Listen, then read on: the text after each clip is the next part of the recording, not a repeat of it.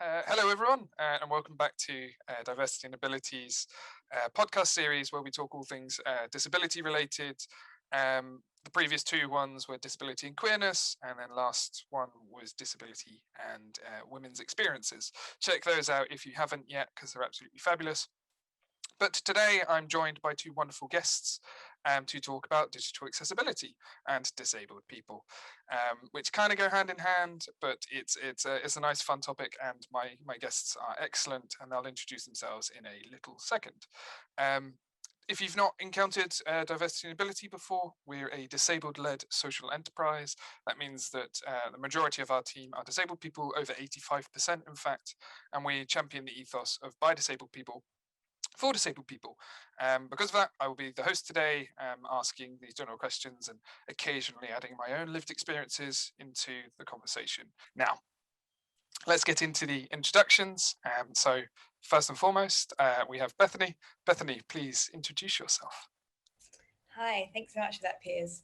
So my name's Bethany Winkler, and I'm one of the student experience managers, specifically around access, assistive tech, and accessibility at Edinburgh College.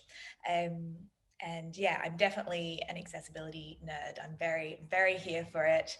And it's obviously a very exciting time for both accessibility and assistive tech, with all the things around the regulations, but I think although we don't want to focus on the regulations too much, it sounds very boring. It's just a good standing point for all the exciting things that are happening. And that's me really. So yeah, I'm happy to chat about all things accessibility.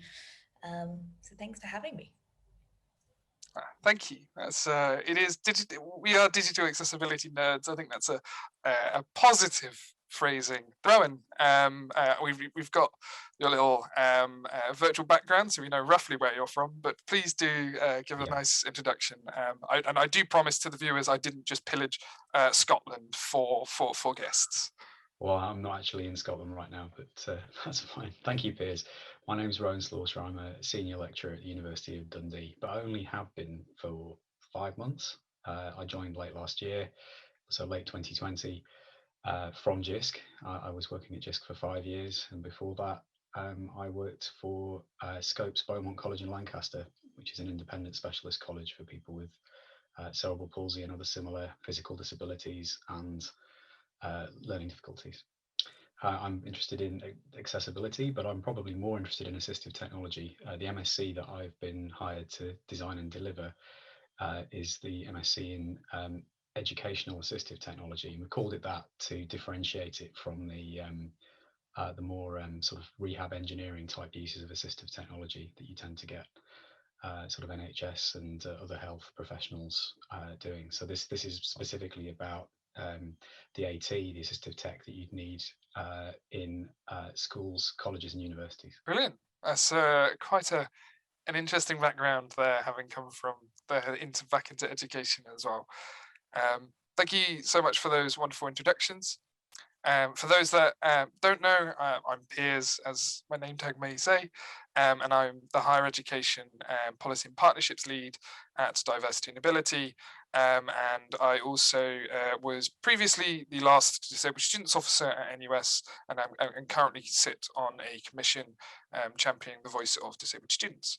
Lots of different hats, similar to my wonderful guests. But we'll get right on to the first question. So the first question that we're going to sort of look at today, I will ask to you, Bethany, which is, what do you think are the key indicators that an institution isn't just ticking the compliance box for digital accessibility, but instead meaningfully engaging with digital inclusion? Yeah, that's a really interesting question, Piers, and I won't lie, I got a bit in my head about it, because I think the regulations have been a really interesting thing, I think, for the UK, because they've created a bit of a benchmark, I suppose, for what people need to be thinking about. And almost, I guess maybe a bit of a framework. I think there's been and this is me, of course, speaking from the college perspective, so not, speaking on behalf of everyone, but I think it's definitely been good for a lot of colleges to kind of understand what they need to do to be digitally inclusive. Sorry, I don't know why that was so hard to say. So yeah, I find it really interesting because I think a lot of the time they are going hand in hand. As much as I'd love to say that lots of people aren't seeing the accessibility regulations as like a carrot and the total motivation there, I think it's just been good to kind of provide that framework because I think everyone, I get the impression, I should have maybe said at the start, and I'm sure we've all picked up the fact that I'm not Scottish.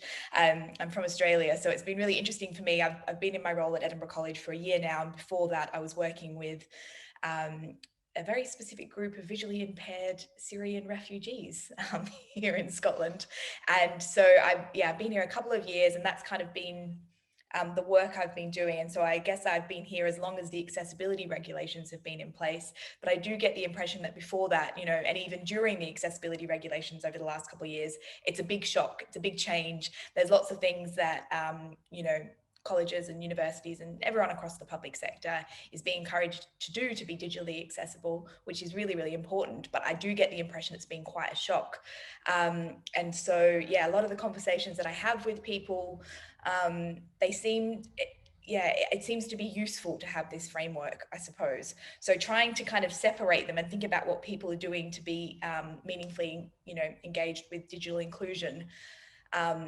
I worry, and I don't want to sound too negative, but I worry that maybe that wasn't the case and that people do need the regulations to kind of guide them a bit. I don't know if that sounds terribly negative, Piers. I feel awful for saying that. But I do think, and again, yeah, I don't want to just focus on the carrot, you know, dangling the carrot and saying, you have to be compliant, but I think it's definitely helping people be more digitally inclusive, whether that's just the byproduct of that. Having said that, I think, you know, now that people are more aware, you know, you always want people to be doing it because it's the right thing to do. And that, you know, people, I think, you know, so many people that I work with across FE are really, you know, they're wanting to do the right thing and to be more inclusive and to give everyone more opportunities, to make sure all the students, no matter where their students are coming from, that they've got as equal chance to be successful in their studies alongside their peers, you know. Yeah, you know, so I think the regulations, although of course we don't want to focus on those, I think they've really been great for a lot of people in the FE sector, kind of say, oh, okay, being inclusive in a digital way, this is what it looks like, you know. So that's, yeah, I did get into my head a little bit trying to separate the two, and I actually think, you know, if we're looking at 2021, it is hard to separate them, but I think it's definitely inspired a lot of people and given people a lot of understanding of what that looks like. That was really, really good, and I think two things. Firstly, for those that don't know, the accessibility regulations that were mentioned are the public sector body accessibility regulations that came out in 2018 and have a 3-stage implementation process, the last of which is June of this year. If you Google them, it's not like very many other legislations. It's very specific in terms of the Google results, and you will find it. If not, I'm sure one of the wonderful articles that Jisk have written and myself even, you'll be able to find them. The accompanying article will also mention them as well. But what you say is very important is, yes, the regulations are a requirement for education institutions primarily, but that before 2018, it very much was individual champions, and I think Rohan will probably be able to speak a little bit more on this, having been a little bit of literally working in this area for longer than Bethany and myself, where it was very much if you had executive management engaged with the specialist, then you got some success. But if that wasn't the case, then it was next to not available, or in the experiences of many disabled students, mine in particular, when I was at university, oh, it's too expensive to do that. We can't put things online accessibly. We can't do this. We can't do that. Which we've seen to have changed ever so slightly since the pandemic and online blended learning. But before we move on to the next one, I just want to come to you, Rohan, to share that, you know, pre-regulation experience of, do you think there's been, you know, that, what do you think that key indicator is, that, you know, that they're not just paying lip service? I think you're right to identify that it comes from the top. If leaders are engaged with this area of work, it's accessibility assistive tech, being inclusive in general, then where they are engaged, then everything is easier. It's the same in a lot of different areas. Where you've got a senior member of staff who really wants to make a difference and is going to support your champions. Yeah, right. Also, that champions is important here too. That you need to have people who know how to do this on the ground. So these staff in higher education and further education are in lots of different roles as well. And often, this is something that I'm sort of cribbing from my former colleague, Alistair McNaught. He used to talk about people being kind of responsible for stuff, but not having the authority to do it. So they were responsible for digital accessibility or assistive tech provision and assessment, but they didn't have the power or the budget control to do it across the whole organisation. So that's where you need the leaders buy-in. And it is interesting, having worked at JISC and come to a HE organisation, and I also used to work in a further education organisation for most of my career. It's interesting seeing the differences from the sector support body perspective, and the individual sort of HE and FE context. I think it's fair to say that in the FE in particular, people have to wear lots of hats, and there aren't the specialists that you would get in HE in some ways. But that doesn't necessarily mean that FE provision is worse. It's just different. And in some of the best FE colleges, you see fantastic inclusion, and you see some really good sort of scale, accessibility at scale going on, where there's a more of a sort of universal design for learning approach that's taken. And that usually is because a senior leader has decided that that's the way to go. But then the best organizations are also going to not just stop with the UDL approach, the universal design for learning. They'll also think about the exceptions and how do we deal with those exceptions so that people aren't left out by what suits most people, which is what UDL is. It's like what suits the majority or the most people, what accommodates the most people. But then you're still going to have edge cases that need to be accommodated appropriately, and people's needs need to be met. So yeah, I think it's I think seeing the regulations come in was very interesting, and it's been interesting seeing how the different parts of the education sector have responded to them. I just wanted to add a little thing there because Rohan did touch on that really important point about the top-down support, and I think interestingly something I was going to mention later on is tied into that. And I think if you are, again, I do find them very separate, difficult to separate the regulations and just wanting to be meaningfully engaged. Apart from that, but yeah, the support, I think the support is it's the key thing, making sure that everyone that is wanting to be so inclusive that they have the support to do so, because I think we've had a system for so long which hasn't had that at the forefront and should have, and it's one thing just saying that yes, we're going to be more inclusive but more accessible, but you do need the support systems in place to support the people doing that, if that makes sense. And I think that is key at any institution that you look at and see as being successfully inclusive and accessible. That's because they've got the systems built in from the top down, and they have that support throughout the whole, the college, the university, the institution, whatever it is. I think that's Rohan's touched on the bright point there, that is the most important thing, and really the only way that you can be successful in doing so. I think that is a nice point to round off this question on, which is champions are important, but funding and support and those specialists are equally, if not more so, to make that change that is necessary, particularly if you want to be compliant, as many risk averse institutions may be sat listening. If you're a little bit worried, then that's a nice little step that you can take, which is put the funding and the support behind specialists and the staff, and trusting them is a key thing. It's interesting, Rohan, that you mention having moved from JISC back into education, this time leading a course and designing a course, and you were very much instrumental in the creation of the MSc in Educational Assistive Technology that you mentioned in your intro, and having been a little bit of seen a little bit of how you've been doing it, I've been wondering, as someone who has really embedded disabled people's co-production and lived experiences into your work, what do you think some of the biggest challenges to involving disabled students and people you've encountered when you were building the course that you did, so that those listening might be able to copy some of your good practice? I'm going to have to break this down a bit because it's quite a long, complicated question, Piers. But just to clarify, though, I'm not actually leading the MSc. The MSc is led by Professor Annalu Waller, who is a long-standing researcher and teacher in the areas of assistive tech and AAC, or augmentative alternative communication. So Professor Waller herself has cerebral palsy and was identified as disabled.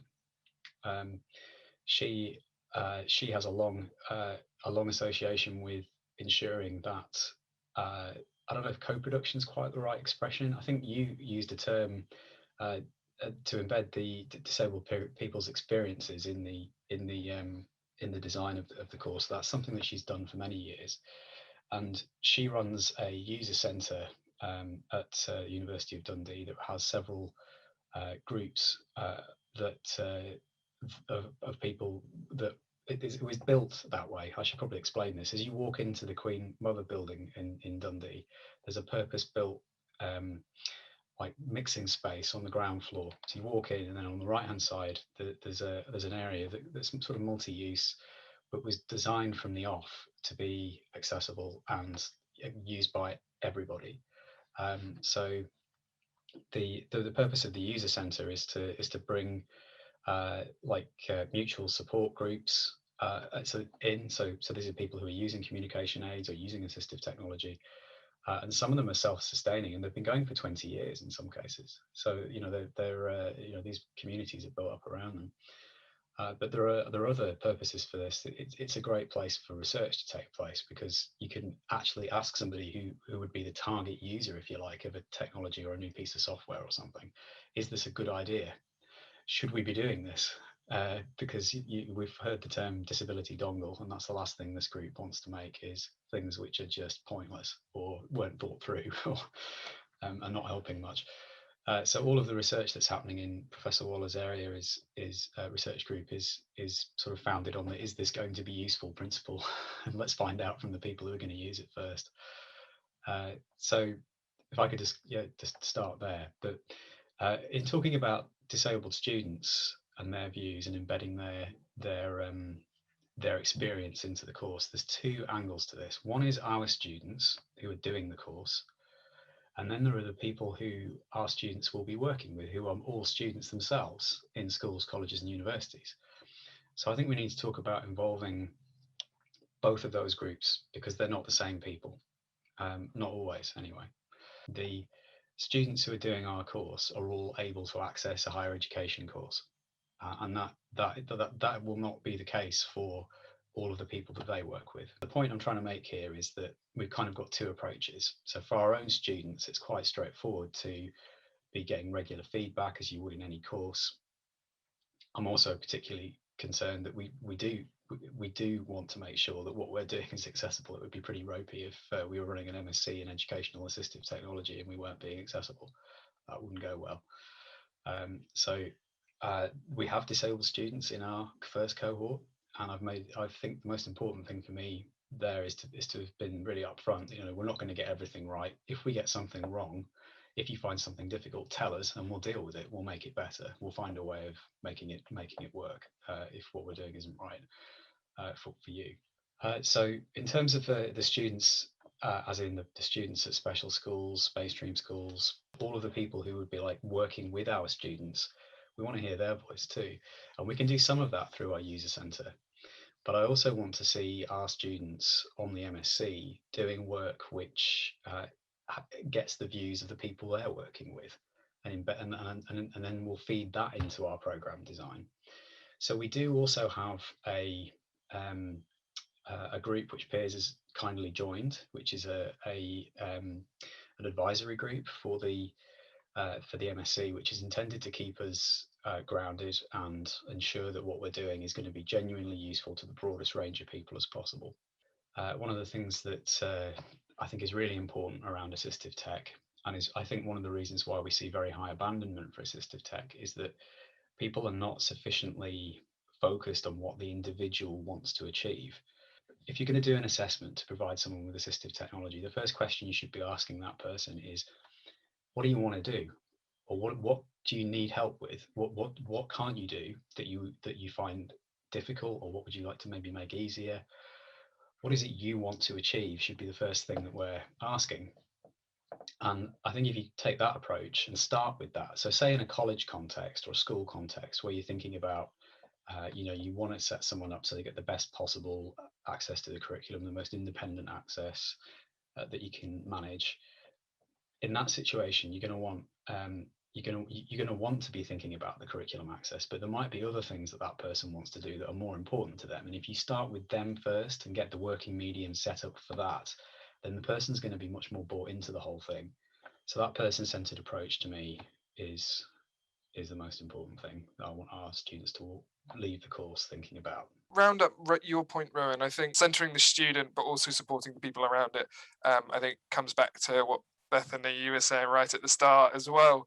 So that's a very nice circular point there. The final question, it's always a nasty one. In terms of, for the non-specialists watching and for the students watching, listening, but for you and your experiences, Bethany in particular, the way in which you see the higher education sphere, you see the further education sphere, what are one or two things that these non-digital specialists can do to improve their practice or to change the way in which they operate and make things more digitally inclusive? So firstly, I think this is something I come across all the time at work, that people are quite, worried about trying to be more inclusive when it comes to their digital practice. You don't need to be an expert. You don't need to be a digital expert to do this. There's so many inbuilt functions and things with Microsoft and Apple and things these days that are so user friendly, and I think it's just it does take a minute to build that awareness, and maybe it takes a bit of googling and sitting online and doing one of Microsoft's quiz. I'm not being paid by Microsoft, by the way. I realize I've said their name too many times there, but there's just a lot that you can do without having to be a total IT expert. I am definitely not an IT expert. People often think many of the teachers and things that I'm working with at the college, and I think they're easily freaked out because they think they have to be a total IT expert to be accessible online, and this is definitely not the case. I think another thing is being open to feedback as well, and obviously Rohan's touched on a lot of those things there, is that listening to people, having conversations with disabled people and seeing, getting feedback into what you're doing and, what people in that community would like to see. I think feedback and having conversations and just generally being open to ideas from everyone is really, really important. And yeah, I'd say they're the two things, not being afraid, just you don't need to be an expert. And yeah, having conversations, having open dialogue with people. And yeah, I think they're the two main things I'd think about considering when improving your practice. Brilliant. Lovely answers. Rohan? Yeah, I think that it's really important to make it easy for people to tell you that something's not okay and needs some work.